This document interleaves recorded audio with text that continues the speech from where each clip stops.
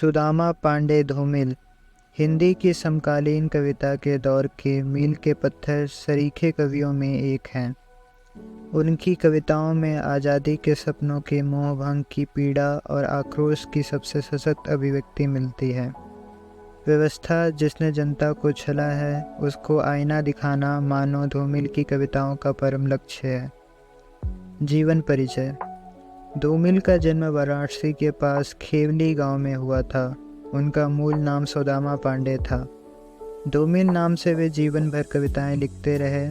सन 1958 में ITI वाराणसी से विद्युत डिप्लोमा लेकर वे वहीं विद्युत अनुदेशक बन गए। 38 वर्ष की अल्प आयु में ही ब्रेन ट्यूमर से उनकी मृत्यु हो गई। रचनात्मक विशेषताएं।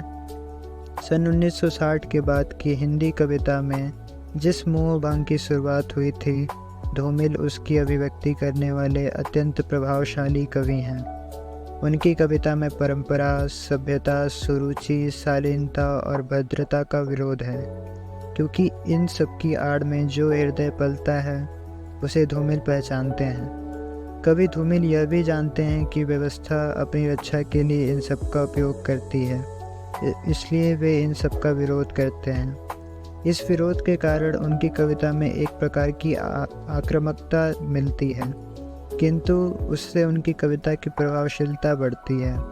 धूमिल अकविता आंदोलन के प्रमुख कवियों में से एक हैं। धूमिल अपनी कविता के माध्यम से एक ऐसी काव्य भाषा विकसित करते हैं जो नई कविता के दौर की काव्य भाषा की रोमानियत, अतिशय, कल्पनाशीलता और जटिल बिंबधर्मिता से मुक्त है। उनकी भाषा काव्य सत्य को जीवन सत्य के अधिकाधिक निकट लाती है। रचनाएं। धूमिल के 3 काव्य संग्रह प्रकाशित हैं। संसद से सड़क तक 1972, कल सुनना मुझे 1976, सुदामा पांडे का प्रजातंत्र 1984। हर तरफ धुआं है, हर तरफ फुहासा है, जो दांतों और दलदलों का दलाल है वही देशभक्त है। अंधकार में सुरक्षित होने का नाम है तटस्थता। यहाँ कायरता के चेहरे पर सबसे ज़्यादा रक्त है। जिसके पास थाली है, हर भूखा आदमी उसके लिए सबसे बड़ी गाली है। हर तरफ कुआं है, हर तरफ खाई है, यहाँ सिर्फ वह आदमी देश के करीब है जो या तो मूर्ख है या फिर गरीब है। धन्यवाद।